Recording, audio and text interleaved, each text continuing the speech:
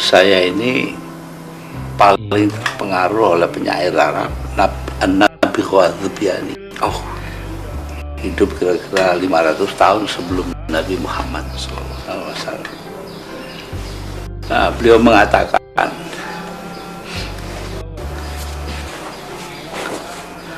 walasta bimustabiqin akhon latalumuhu ala syu'atin ayurijali mu'adzabu. Walasta bimustabiqin akhon latalumuhu ala syu'atin ayurijali mu'adzabu. Anda bukan orang pertama yang membuat sakit saudaranya, saudara kandungnya. Ala syu'atin ayurijali mu'adzabu. Sebenarnya memang adakah kesopanan di dunia ini? Coba gila.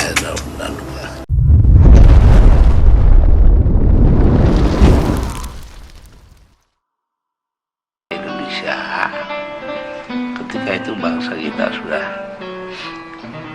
apa istilahnya itu bermacam-macam isinya, sudah heterogen, atau kalau zaman sekarang sudah campur aduk keluar-keluar.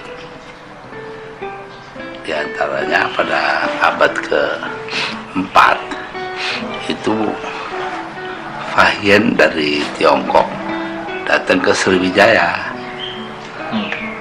ngajarin orang Buddha tentang agama, termasuk toleransi.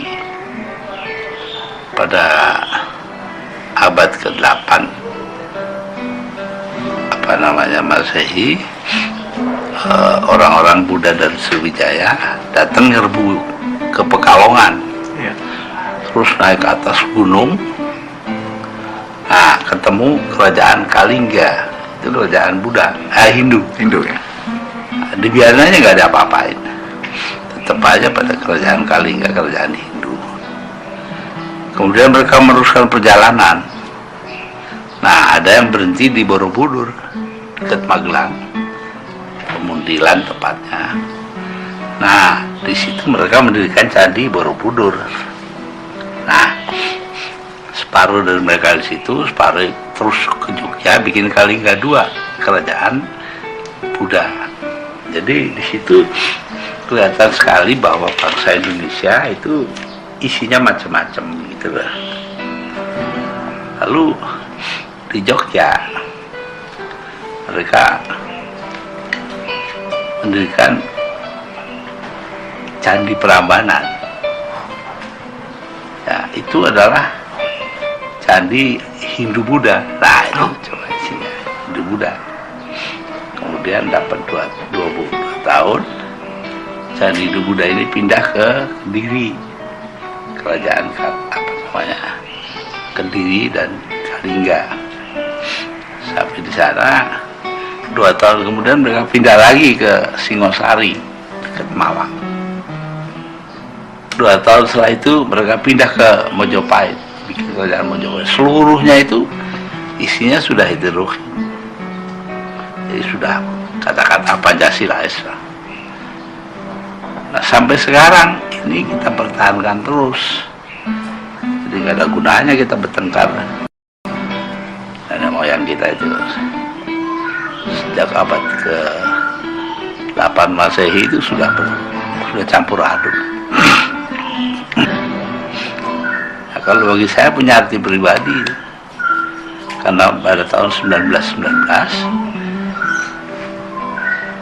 kakek saya Kiai Hasyim Asy'ari itu dengan Kiai Wahab Hasbullah yang belakangan juga jadi Rais Am NU, dan Cokraminoto itu bapaknya Arso namanya. Nah, itu di Surabaya. Itu bertiga bersaudara sepupu dengan Haji Cokraminoto, Umar Said Cokraminoto, dengan kakek saya dan Kiai Wahab. Nah, itu lalu tiap hari Kamis bertemu di Surabaya. yang atur pertemuan itu adalah mantunya Cokroaminoto, namanya Soekarno, belakangan Bung Karno.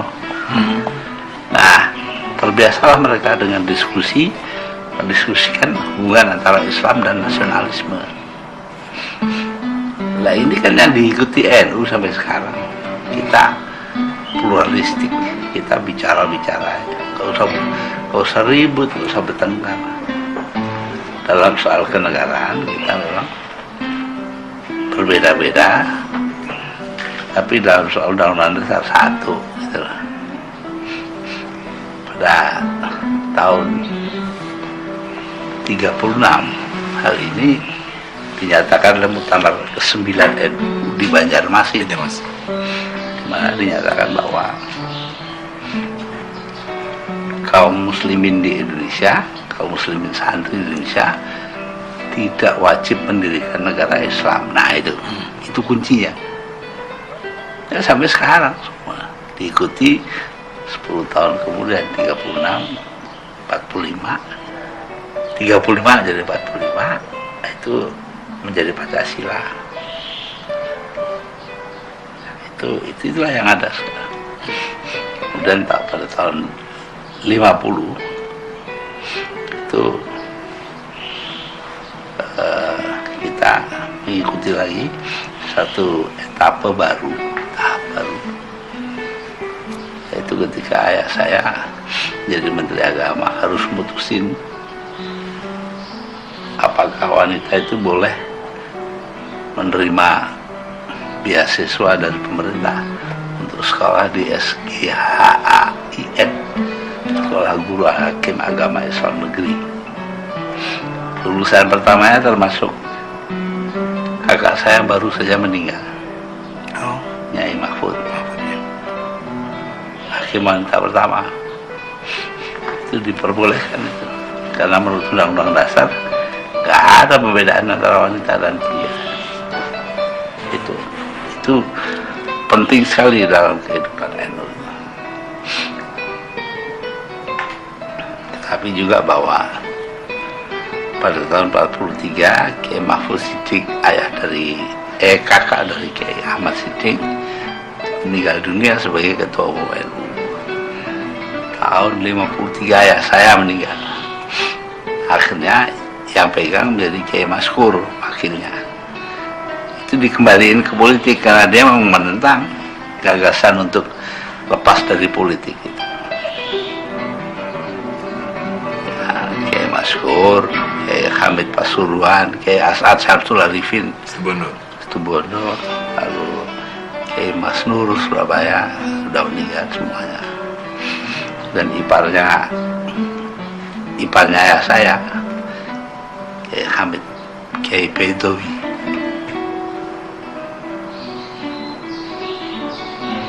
Jadi itulah semuanya itu kan terjadi ya. Gak usah kaget kita. Perkembangan menjadikan NU sekarang ini partai politik yang karena nggak ada yang belain nasionalisme, rasa kita yang ngebelain. Dan tidak usah tidak usah terlalu terpengaruh oleh politiknya. Karena PKB itu politik. Karena PKB itu yang lain-lain politik lah itu. PKB yang enggak malah berpolitik tapi tidak membiarkan politiknya berpengaruh di dalam urusan partai. Politik kita cuma satu, yaitu apa ya istilahnya itu, adil, damai, dan kuat bagi Indonesia. Saya mohon maaf panggil Gus.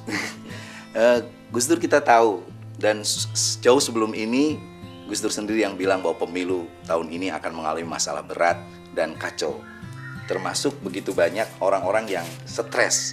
Saya pernah menghitung orang gila dari Bandung ke rumah saya. Mungkin caleg yang gagal, Pak. Saya hitung ada 49. Lalu ibu saya nanya, Man, kamu ngitung apa, Man? Saya bilang, ini mah ngitung orang yang stres karena nggak jadi. Ada berapa? Ada 49. Loh, kok beda? Mama juga ikut ngitung. Saya bilang, berapa, Mah? Mama ngitung ada 50. Siapa satunya? Dengan kamu, katanya. Nah, Bapak bisa cerita nggak dengan orang-orang gila? Misalnya Bapak pernah cerita tentang orang NU gila, presiden gila, dan lain sebagainya. Ya, kalau gila sih banyak banget itu. Jadi ada orang, dia itu lulusan fakultas pedagogi pendidikan. Suatu hari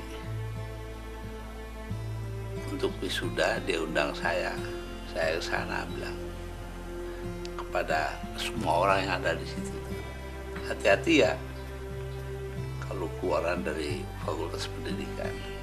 Pada suatu hari seorang ahli pendidikan, ahli jiwa datang ke rumah sakit gila. Sampai di sana dia lihat ada orang duduk bersandar di tiang, tangannya pegang lidi, di lidinya itu ada talinya, ada benangnya ke bawah, ke air. Dia menempatkan diri sebagai orang, dia bilang itu orang gila kan, dia bilang, udah dapat ikan banyak, Pak. Masa dokter gila, masa begini aja dapat ikan. Jadi yang gila. Jadi yang gila yang mana? Nah, terus kan banyak sekali orang-orang dari kalangan ke rumah ini.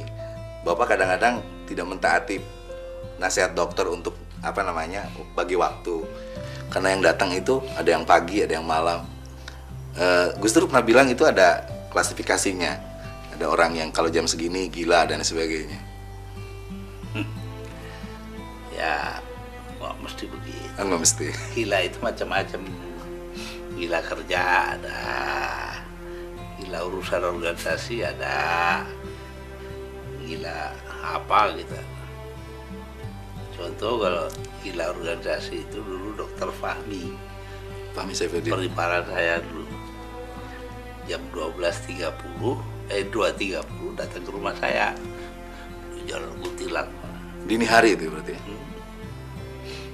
Mas, di Jakarta Utara itu orang lain pengurus NU-nya berkelahi. Ayo kita ke sana yuk, Tanjung Priok. Bilang, Mi,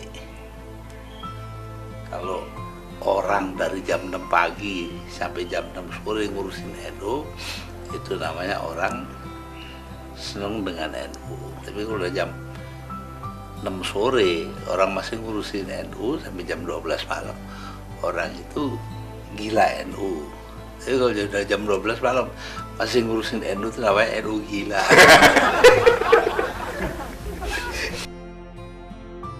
Gus Dur sangat terkenal mempelopori, malah begitu kuat dalam perspektif interreligious dialog atau interfaith dialog, hubungan umat beragama, dan menempatkan agama sebagai energi untuk merajut persaudaraan dan perubahan. Nah, saya pernah dengar cerita tentang ini, Pak, tentang seorang pendeta dengan kiai yang sama-sama naik bis. Pendeta kiai itu kan baca doa dulu kalau naik bis, Bismillahirrahmanirrahim, Bismillahirrahmanirrahim, Bismillahirrahmanirrahim. Pendeta itu bilang, Pak Kiai, mohon maaf, ini bukan Bismillah, ini Bismalam. Kiainya cuma senyum aja. Pas gitu bisnya jalan, tiba-tiba ada suara keras, dor, seperti itu. Tiba-tiba pendeta itu bilang, haleluya. Nah, Kiai bilang, wah Pak Pendeta, mohon maaf, itu bukan haleluya, halilintar. Ternyata indah, Pak ya, bagaimana perbedaan apapun terus agama, kalau dilandasi saling cinta, menghormati, menghargai, dan cinta, itu jadi indah. Dulu ada pastor itu duduk jajar seorang kiai di negeri Belanda naik kereta api. Nah, kiainya di dalam mau keluar, pendetanya Belanda mau keluar. Dia ngomong kiainya, enggak, bukan, dia duduk. Dia keluarin bungkusan dari tasnya itu, isinya roti. Ayo sarapan. Apa ini? Daging babi. Saya kan nggak boleh makan babi. Bapak nggak tahu enaknya daging. Udah habis itu dapat berapa halte, si Kiai turun dia mau lewat pada pendeta. Permisi, saya mau keluar. Loh, mau apa? Mau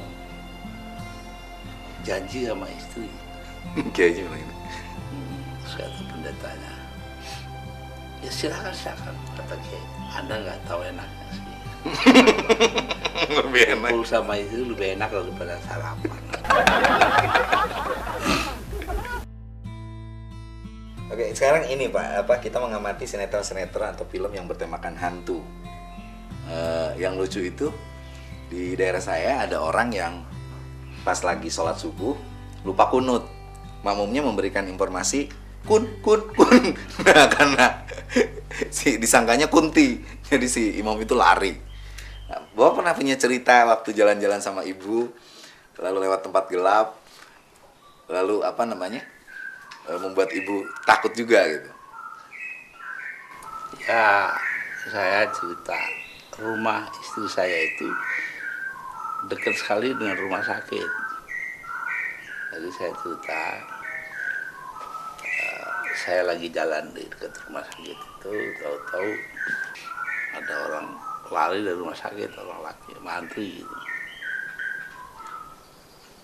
Terus dia jalan, depan itu ada orang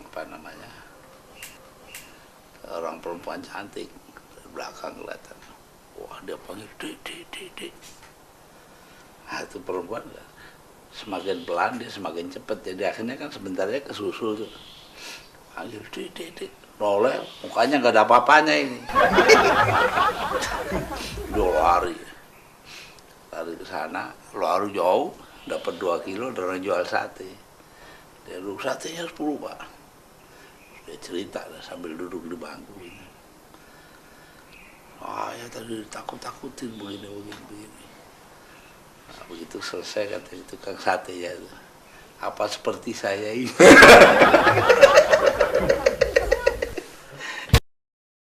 Loh, apa namanya itu, begitu sih banyak banget. Salah paham. Ya? Iya. Dulu tuh ada ceritanya seorang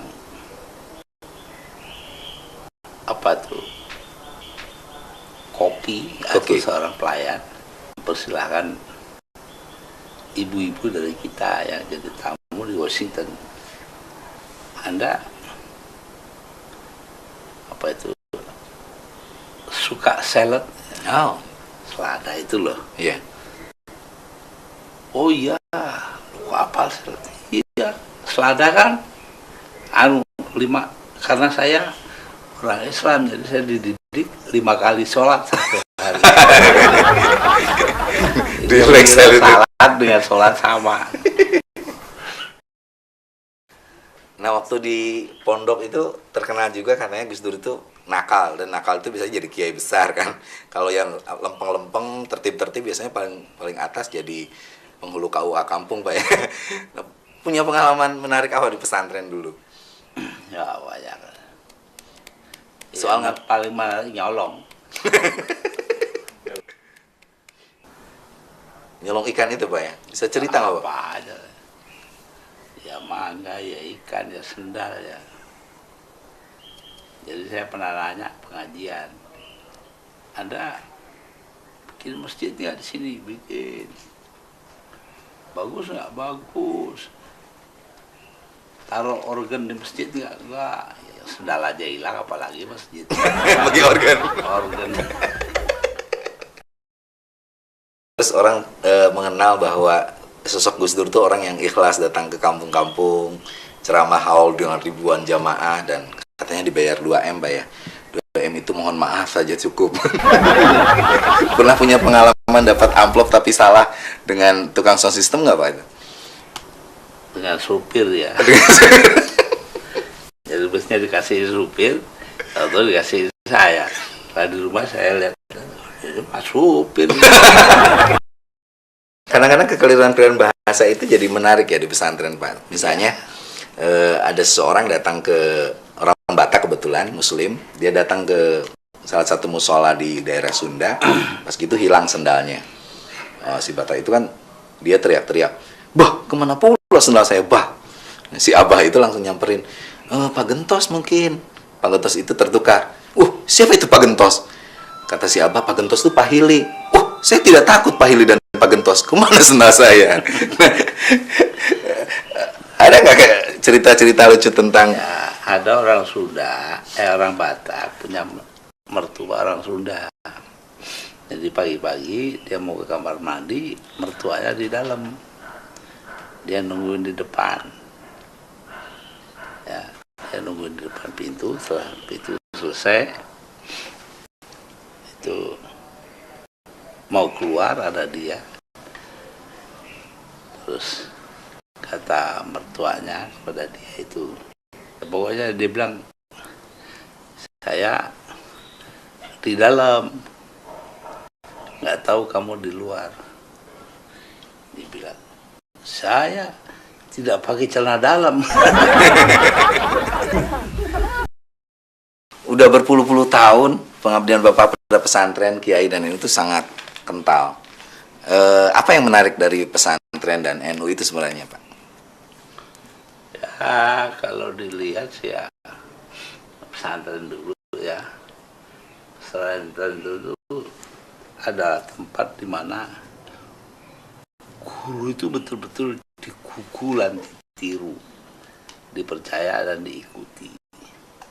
Nah, sekarang ini wakutur saru. Udah aneh, jorok. Gitu. Jadi kalau dia ya itu. Nah, NU itu kan wadahnya pesantren gitu aja.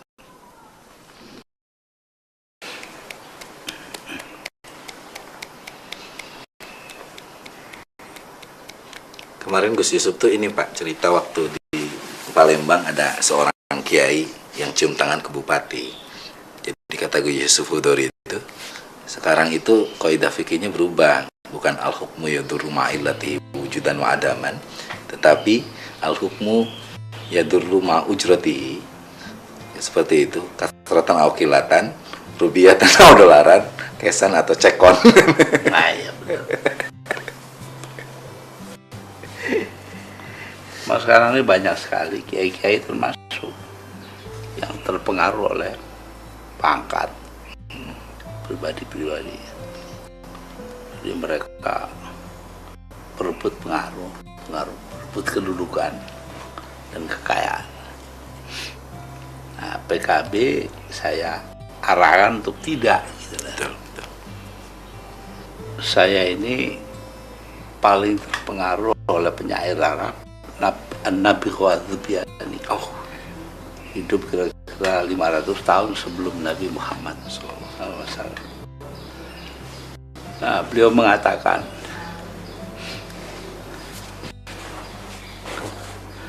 "Walasta bi mustabiqin akhon la talumuhu ala syu'atin ayyur rijali mu'adzabu." Walasta bi mustabiqin akhon la talumuhu ala syu'atin ayyur rijali mu'adzabu. Anda bukan orang pertama yang buat sakit saudaranya, saudara kandungnya. Ala syu'atin ayyur rijali mu'adzabu. Sebenarnya memang adakah kesopanan di dunia ini? Coba gila. Di sini kita melihat kita harus berhati-hati terhadap moralitas. Ya, orang yang ngomong moralitas belum tentu bermoral. Memang kearifan begitu dasarnya itu cuma satu, moralitas, akhlak. Nah, katanya hadis al-ulama warasatul anbiya, ulama ini ahli warisnya Nabi. Apanya yang diwaris? Nabi meninggal ninggalin karpet udah bolong-bolong. Ya, dia tinggal di masjid. Yang ditinggalkan kan akhlaknya. Dan di Indonesia semrawut ini karena akhlak nggak dipakai. Mana ada sekarang orang membicarakan tentang kesopanan, tentang akhlak, nggak ada. Tentang kejujuran dan sebagainya nggak ada. Yang ada ya lain-lainnya.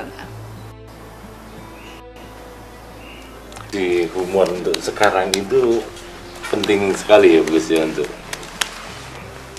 katalisator ya. iya. Ya keadaan sendiri itu humor udah.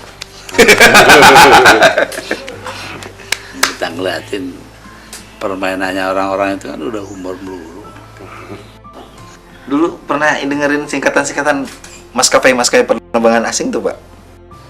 Ya. Dulu ada orang Mesir saking marahnya kepada UAE, United Arab Airways. Kapal terbang Mesir, sekarang Israel. Misalnya. Itu udah nggak jadi berangkat, dibatalkan. UAE use another air flight.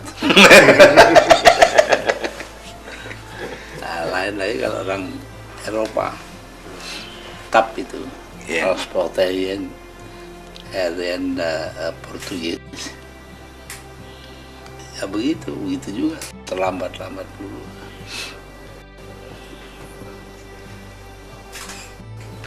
Ya orangnya bayar, saya bilang mana? Where's the system? Sama orang Malaysia itu. Lambat melulu emas itu. Kan Malaysian Air System. Mana ada sistem? Mana ada sistem?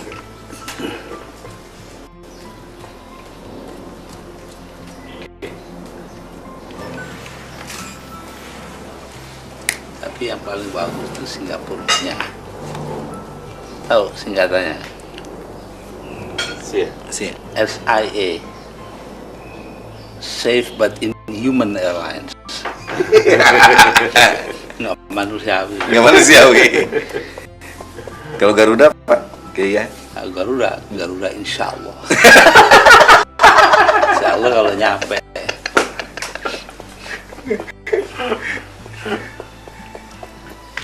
Ini apa itu karakter yang lucu-lucu itu sekarang siapa gitu menurut? Lucu semua.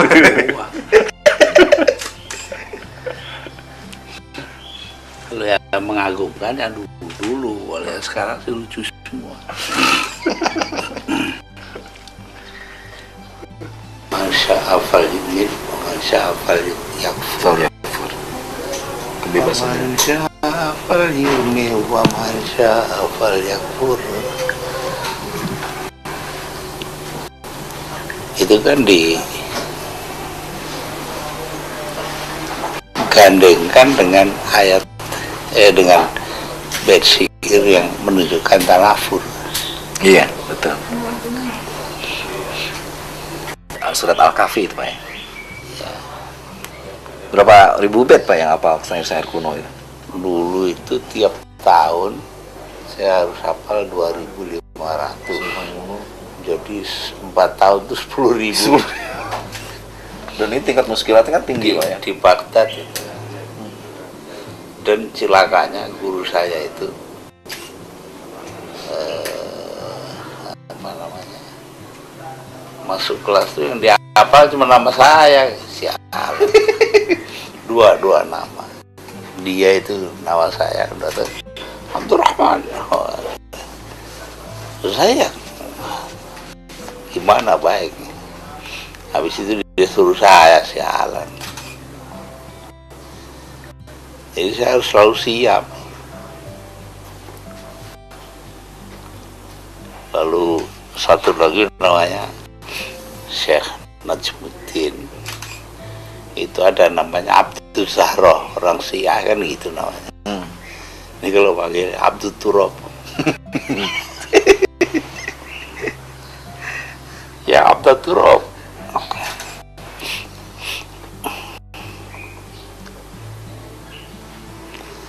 Saya itu kadang-kadang rindu juga zaman itu. Pasti lagi seger-segernya Di lagi. Baghdad. Ya.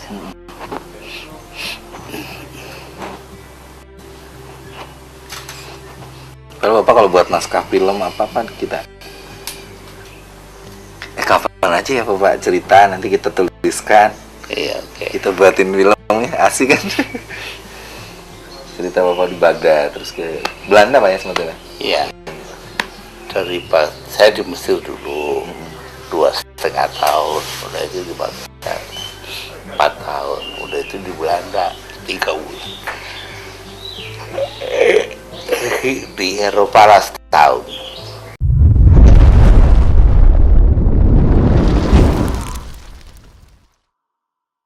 Itulah tadi pada saat bincang-bincang santai bersama almarhum Kiai Haji Abdurrahman Wahid yang membahas tentang sejarah-sejarah di Indonesia.